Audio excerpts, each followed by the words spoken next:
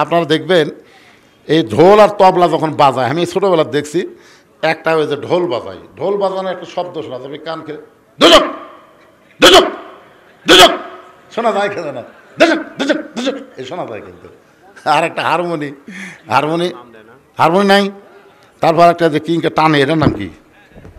এটা বলে ইনকা কে কে কে কে কে কে কে কে না। আর একটা হাতও তো এরকম বাজায়, তিনজন তিনজন তিনজন তিনজন। এই হালকা জিকিরের নামে যারা ঢোল তবলার ব্যবস্থা করছে তারা একদল, যারা এখানে শুনিছে তারা একদল, আর যারা বাজাছে তারা একদল। এই তিন দলই। আমার একটা প্রশ্ন হচ্ছে, আমি একটা বিবাহ করেছিলাম, সেই মেয়ে আর আমি কোরআন হাত রেখে বলেছিলাম কেউ কাউকে কোনো দিন ছেড়ে যাব না, কিন্তু কিছুদিন পর সে অন্য ছেলেকে বিয়ে করে, কিন্তু আমি এখনও বিবাহ করিনি। এখন আমি বিবাহ করলে কি কোনো পাপ হবে নাকি, এটা জানতে চাই। এই বউ আপনাকে ছেড়ে চলে গেছে, কী জন্যে চলে গেছে সেটা আপনি একটু নিজে চোখ বন্ধ করে চিন্তা করেন তো। চিন্তা করে তারপর আবার বিয়ে করার চিন্তা করেন, আগেই বিয়ে হ্যাঁ আগে চিন্তা করেন। তো ব্যাগ ছাড়া দেওয়ার কথা আমি বলি, ওরা কিসের ভরসায় এত বড় হুমকি মারতেছে? ওদের কাছে অ্যাটম আছে, হাইড্রোজেন আছে, পারমাণবিক অস্ত্র আছে, ওরা মনে করতেছে অস্ত্র আছে। আর আমরা বলি পাগলা, অস্ত্রকে আমরা টিয়ারি করি না, আমাদের আল্লাহ আছে। জোরে কোন কথা বলেন না কেন? ইমাম মেহেদী আলাইহিস সালাম আসবেন কোন আমল নিয়ে পৃথিবীতে, ঈসা আলাইহিস সালাম আসবেন কোন আমলের নিয়ে পৃথিবীতে, যারা আসার সাথে সাথে পৃথিবীর সমস্ত ইহুদি খ্রিস্টান কাফেররা পরাজিত হয়ে যাবে। জোরে কোন কথা ঠিক না? আয়েশা দেখে বেলালের বুকের পাথর নিঃশ্বাসের সঙ্গে উঠতেছে আর ডাবতেছে। ওরা কয় কে রে, চাপা দিলি মরবি। আর সেই লোকটার নিঃশ্বাসে এত পাওয়া। এই নিঃশ্বাস কি সাধারণ নিঃশ্বাস? এই নিঃশ্বাস হলো ইমানদারের নিঃশ্বাস। জোরে কোন ঠিক কি না? কি জেলের মধ্যে নিয়ে থেকে, জেলের থেকে নিয়ে যা তুমি হাসপাতালে হত্যা করবা? হ্যাঁ, 13 বছর অন্যায়ভাবে হুজুরকে জেল দিলে, এতেও তোমার খায়শ মিটল না। তুমি জেল থেকে বের করে মিথ্যা নাটক করে তুমি হুজুরকে হাসপাতালে হত্যা করবা। আপনারা বলেন তো, হুজুরের নিঃশ্বাস নাই? যখন আসে না নাই? আপনার কি ওই ভিডিও দেখছেন উনি যখন হাসপাতালে বেডের উপর বসে আছেন? দেখছেন? একটু মনোযোগ দিয়ে শুনবেন। যুবকের এক দৌড় নেতার কাছে, নেতা আপনি বলেছিলেন পাথর চাপা দিলেই মরে যাবে, আসেন মরে নাই, বরং নিঃশ্বাসের সঙ্গে পাথর উঠতেছে আর ডাবতেছে। আবু জেহেল উতবা সাইবা দৌড়ে এসে দেখে বেলালের জবান থেকে আল্লাহ আল্লাহ আল্লাহ আহাদ আহাদ উচ্চারণ হচ্ছে। কুলহু আল্লাহু আহাদ পড়েন, কুলহু আল্লাহু আহাদ আল্লাহুস সামাদ লাম ইয়ালিদ ওয়া লাম ইউলাদ ওয়া লাম ইয়াকুল লাহু কুফুয়ান আহাদ। আবু জেহেল বলতেছে জিহ্বা টেনে বের করো। যে জিহ্বাতে আল্লাহ আল্লাহ উচ্চারণ করতেছে, ওই জিহ্বা পেরেক মেরে দিতে হবে।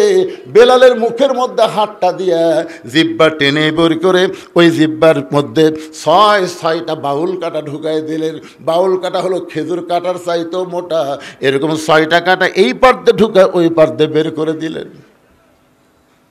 এরপরেও হযরত বেলালের জিহ্বা দিয়ে রক্ত বের হয়, রক্তের মধ্যে ফুটি বলতেছে আল্লাহ আল্লাহ আল্লাহ আল্লাহ আল্লাহ আল্লাহ।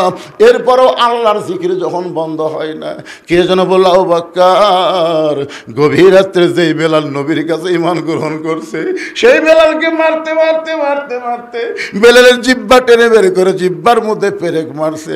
আবু বকর রে, বেলাল তোমার ভাই, কুল্লু মুসলিমুন ইখওয়া, প্রত্যেকটা মুসলমান ভাই ভাই।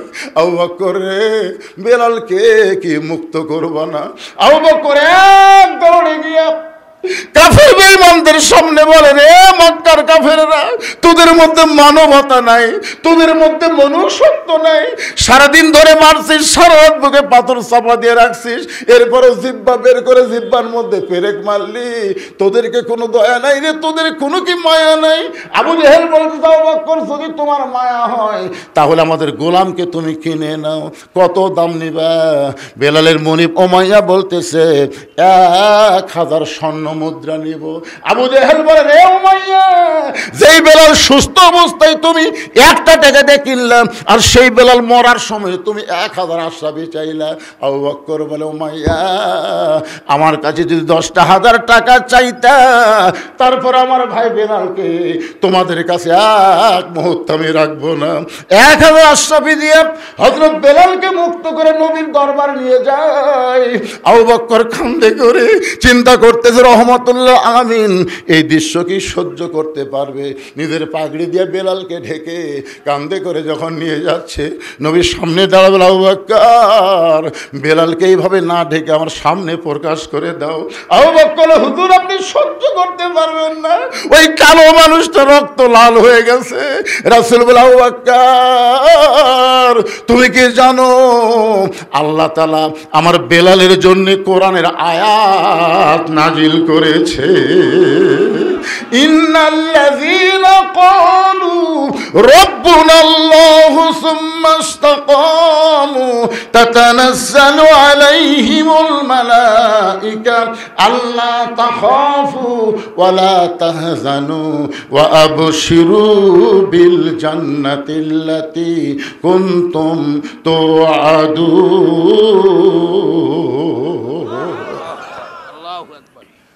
হযরত আবু বকর আস্তে করে বেলালকে নিজের কাঁধ থেকে নামালেন।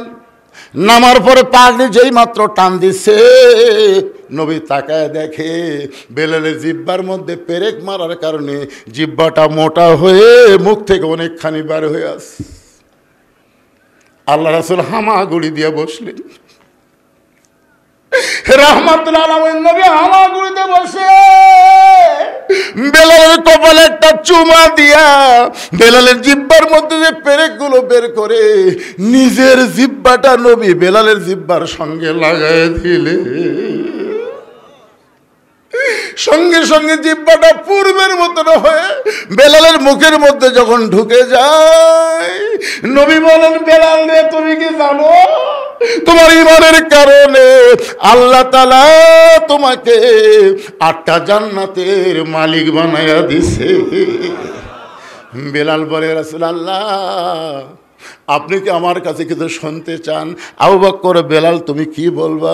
বেলাল বলে, হুজুর ওই আল্লাহর শপথ করে বলতেছি, ওরা যখন আমাকে সারাদিন ধরে মারছিল, ওরা যখন আমাকে চাবুক মারতেছিল, আমার চামড়া কেটে যখন রক্ত বের হচ্ছিল, আমি তখন আল্লাহ আল্লাহ জিকির করতেছিলাম।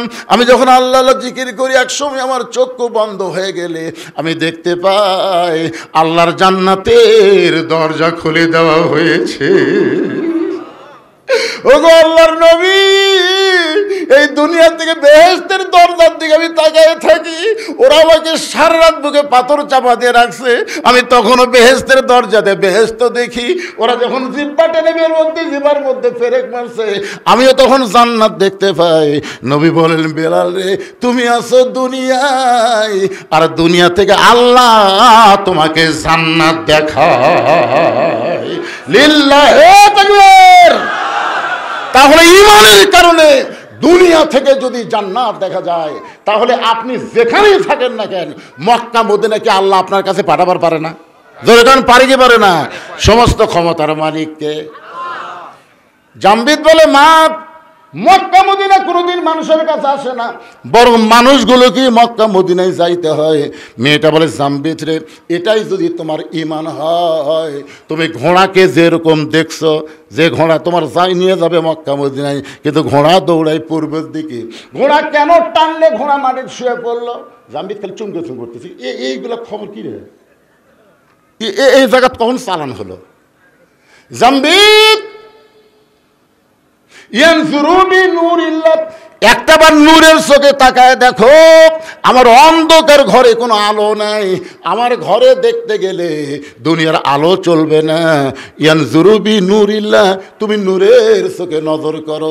জাম্বির চোখ বন্ধ করে তাকায় দেখে মেয়েটার ডান পাশে কাবা আর বাম পাশে স্বয়ং আল্লাহর নবী বসে আছে।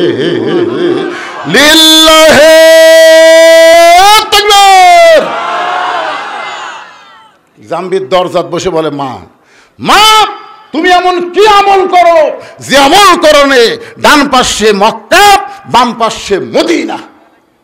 তুমি এমন কি আমল করো মা যে আমলের কারণে তোমাকে মক্কাও যাওয়া লাগলো না, মদিনাও যাওয়া লাগলো না, মক্কা মদিনা তোমার কাছে চলে আসলো? এই আমলটার নাম কি? আজকে যুবক যারা এই সব আড্ডা ফজর বাদ দেওয়ার চিন্তা করতেছো, আজকে তোমাদেরকে সে আমলের খবর দেব। শুনবেন না আপনারা? শুনবেন না? তাহলে আয়াতটা আর একবার তেলাওয়াত করি। ইয়া আইয়ুহাল্লাযীনা আমানুত্তাকুল্লাহা হাক্কা তুকাতিহি ওয়া লা তামুতুন্না ইল্লা ওয়া আনতুম মুসলিমুন। না দুর্বল হয়ে গেছে? ও আসছো নাকি দুর্বল হলেন? আরে পাগলা, কোন আমলের কারণে নমরুদের আগুনের চুলায় শান্তির বাগান হলো আমাদের জাতির পিতার জন্যে? জানা লাগবে না? কোন আমলের কারণে মুসা নবীর জন্য আল্লাহ সাগরকে রাস্তা বানায় দিল? এগুলো তো আমাকে জানা লাগবে ভাইজান। কারণ ভারত যে হারে মাঝে মধ্যে হুমকি মারতেছে, ওরকে হাতত নাকি এমন অস্ত্র আছে যে বাংলাদেশকে দখল করতে ওরকে 15 দিনও টাইম লাগবে না। আর একটা নেতা কাছে 15 মিনিটই বাংলাদেশ শেষ। হায় হায় রে, ওরা কিসের ভরসায় এত বড় হুমকি মারতেছে? ওদের কাছে অ্যাটম আছে, হাইড্রোজেন আছে, পারমাণবিক অস্ত্র আছে, ওরা মনে করতেছে অস্ত্র আছে। আর আমরা বলি পাগলা, অস্ত্রকে আমরা টিয়ারি করি না, আমাদের আল্লাহ আছে। জোরে কোন কথা বলেন না কেন? ইমাম মেহেদী আলাইহিস সালাম আসবেন কোন আমল নিয়ে পৃথিবীতে? ঈসা আলাইহিস সালাম আসবেন কোন আমলের নিয়ে পৃথিবীতে? যারা আসার সাথে সাথে পৃথিবীর সমস্ত ইহুদি খ্রিস্টান কাফেররা পরাজিত হয়ে যাবে। জোরে কোন কথা ঠিক না? এখন আমাদের মুসলমানকে সে আমল করার দরকার আছে না নাই? আমি সে আমলটা কোরআন থেকে আপনাদের সামনে দিব, আর ওরস শব্দের অর্থ একেবারে খোলা খুলে আপনাদের বলে দিব। কারা কারা শুনবেন? দুই হাত তুলে একটু আল্লাহকে দেখান তো দেখি। লিল্লাহে তাকবীর। আলহামদুলিল্লাহ। মাত্র 10টা মিনিট, তারপর আবার আলোচনা যাব। আজকে ঘড়ি দেখা লাগবে না, সময়ের খেয়াল নেই, চলতে থাকবে। তাহলে 10টা মিনিট এই যে ইসালে সওয়াব, এই যে বিশাল একটা মাহফিল করার খরচ, আপনাদের কাছে একটু ব্যাগ যাবে, রুমাল যাবে। আল্লাহর হস্তে 10, 20, 50, 100 যে যা পারবেন দান করবেন। আপনাদের ওটার দরকার নেই, আপনাদের কাছে এই ছেলেরা যাবে, আপনারা প্রাণ খুলে দান করবেন। আর এখানে আমি 100 জন আল্লাহর বান্দা চাই। 100 জন। কয়শো জন? 100 জন আল্লাহর বান্দা চাই, যারা বাপ মাকে অত্যন্ত ভালোবাসেন। আজকে এখানে আল্লাহর ওলি যিনি শুয়ে আছেন, তার নাম এখানে দেওয়া হয় নাই, কিন্তু এখানে একটা নাম দিয়েছে, সেটা হলো মোগলটুলি শাহ দেওয়ান রহমতুল্লাহ আলাইহির মাজার। এখানে যে শাহ দেওয়ান রহমতুল্লাহ আলাইহির মাজার আছে, এ ব্যাপারে কারো সন্দেহ আছে? আপনাদের কারো সন্দেহ আছে? নাম জানি না, কিন্তু এখানে যে একজন আল্লাহর ওলি আছে এই ব্যাপারে তো সন্দেহ নাই। তো প্রত্যেক বছর এরকম একটা করে মাহফিল এখানে হোক, এটাকে আপনারা চান? যদি চান, একটা কোরআন শরীফ বাবদ 500 টাকা আপনাকে দান করা লাগবে। যেহেতু আমার বাপ মা কবরে গেছে, আমি এই মাহফিল একটা কোরআন শরীফ বাবদ 500 টাকা দান করলাম। সবচাইতে দামি দান হলো আল্লাহর কোরআন। আমি কিন্তু কোরআন শরীফ চাচ্ছি না, আপনি 500 টাকা দান করলে একটা কোরআন দানের সওয়াব আপনার বাপ মা কবরে পাবে, আপনি নিজেও আল্লাহ তাআলা খুশি হয়ে আপনাকে দিবে। এরকম কোন আল্লাহর বান্দাকে আসেন আজকের মাহফিলে, হুজুর কত টাকা নিয়ে আসেন বাবা, এটা নগদ দেওয়া হবে, আসেন আল্লাহর বান্দা আসেন। এতজন মানুষের মধ্যে আমি কিন্তু 100 আল্লাহর বান্দা চাইছি, মাত্র 100 জন। এই হাজার হাজার মানুষের মধ্যে আরে গামছা চাদরা খুঁটি গেল রে পাটি, আরে নাই? হ্যাঁ আসো, আসেন আসেন আসেন। বাপ মার প্রতি দয়া হচ্ছে না, মায়া হচ্ছে না? যে বাপ মা আপনার কবরে গেছে, সে বাপ মার কবরকে জান্নাত বানানোর জন্য কোরআনের মাহফিল একটা কোরআন বাবদ 500 টাকা দান করবেন। মাশাআল্লাহ, দেন, আমার হাতত দেন, দোয়া করা লাগবে তো। আমি চাইলাম একটা কোরআন, কিন্তু শাহাদত 2টা কোরআন শরীফ বাবদ 1000 টাকা দান করলো। আল্লাহ বাপ মার কবরকে জান্নাতের টুকরা বানান। কে রে শাহাদত ভাই, বাপ মা মরছে নাকি? রে বাঁচা আছে? বাঁচা আছে? আমি তো মরার দোয়া করতেছি। না না, আমি দোয়া করি আল্লাহ বাপ মার হায়াত দারাজ করে দেখ, জোরে কোন আমিন। এই দুইটা কোরআন বাবদ 1000 টাকা দান করার কারণে শাহাদতকে আল্লাহ দানবের খাতায় কবুল করেন, জোরে বলে আমিন। আল্লাহ তোমার একজন বান্দা কোরআন শরীফ বাবদ 500 টাকা দান করছে, আল্লাহ দানকে কবুল করেন। আর একজন আল্লাহর বান্দা আল্লাহর কোরআন শরীফ বাবদ কোরআনের মাহফিলে 500 টাকা দান করলো, আল্লাহ দানকে কবুল করেন, আল্লাহ নেক নিয়ত নেক আশা পুরা করেন, জোরে বলে আমিন। সবাই বলে আল্লাহুম্মা আমিন। এগুলো সব কি লিখে দিয়ে গেলেন বাজান? আমি মনে করছি দানের স্লিপ রে, ও বাবা রে, মাশাআল্লাহ। আরেকজন আল্লাহর বান্দা কোরআন শরীফ বাবদ 500 টাকা দান করছে, আল্লাহ দানকে কবুল করেন, আল্লাহ নেক নিয়ত নেক আশা পুরা করেন, জোরে বলে আল্লাহুম্মা আমিন। আচ্ছা, আপনাদের কাছে 500 টাকা নাই, সব মেলা ফুরাছেন নাকি? এই জন্য আপনারা আগে নিয়ত করবেন, এই মেলা টেলা লাগলে সব টাকা তৈরি শেষ। আমার এলাকায় একটা ইসালে সব হলো 5 ফিট মাজারত, ও একটা ফকুন্নি পর্যন্ত 5000 টাকা খরচ করছে, ফকুন্নি ভিক্ষা করে খায়, উনি 5000 টাকা, এতই খাসে ভাই। আল্লাহর একজন বান্দা কোরআন শরীফ বাবদ 500 টাকা দান করলো, আল্লাহ দানকে কবুল করেন। আসসালামু আলাইকুম হুজুর, গতকাল রাতে এই প্যান্ডেলেই হালকায় জিকিরের নামে ঢোল তবলা ডুগডুগি নিয়ে নাচ গান এবং আল্লাহ নবীর নাম নিয়ে ভণ্ডামি করা হয়েছে। যারা এগুলো করেছে এবং যাদের নেতৃত্বে এগুলো করা হয় তাদের সম্পর্কে আপনার বক্তব্য জানতে চাই।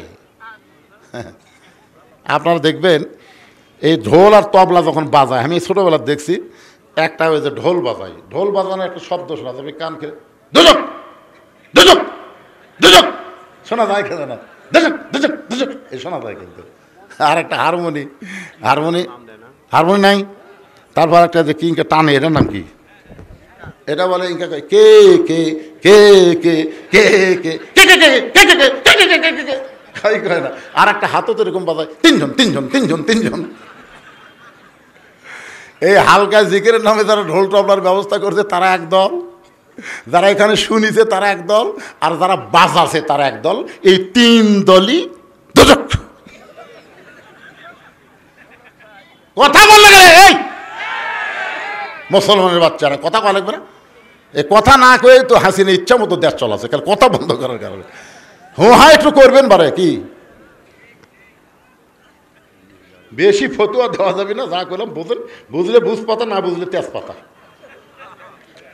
আমার একটা প্রশ্ন হচ্ছে, আমি একটা বিবাহ করেছিলাম, সেই মেয়ে আর আমি কোরআন হাত রেখে বলেছিলাম কেউ কাউকে কোনোদিন ছেড়ে যাব না, কিন্তু কিছুদিন পর সে অন্য ছেলেকে বিয়ে করে, কিন্তু আমি এখনও বিবাহ করিনি। এখন আমি বিবাহ করলে কি কোনো পাপ হবে নাকি, এটা জানতে চাই।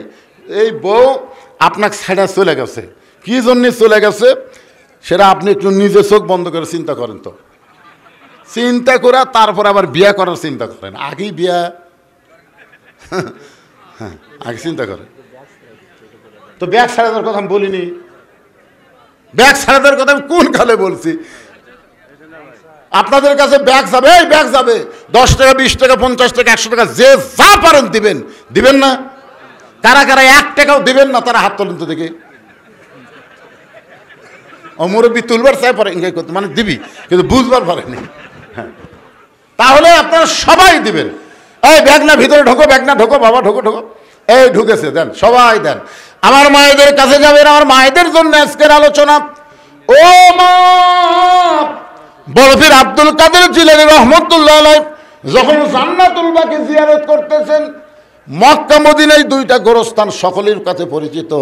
মক্কায় হলো জান্নাতুল মাওয়া আর মদিনায় হলো জান্নাতুল বাকি। নাম শুনছেন আপনারা?